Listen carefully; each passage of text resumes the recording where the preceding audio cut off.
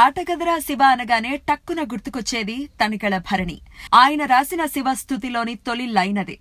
ఆ విధంగా తెలుగునాట బాగా పాపులర్ అయిన పదం ఆటగదరా శివ. ఇప్పుడు ఆ పదమే టైటిల్ గా సినిమా రాబోతోంది. చంద్ర సిద్ధార్థ్ దర్శకుడు. తన ప్రతి సినిమా ద్వారా ప్రేక్షకులకి ఏదో ఒకటి చెప్పాలనుకుంటారు చంద్ర సిద్ధార్థ్. ఆ నలుగురు, అందరి బంధువయ్య చిత్రాలు అందుకు నిదర్శనాలు.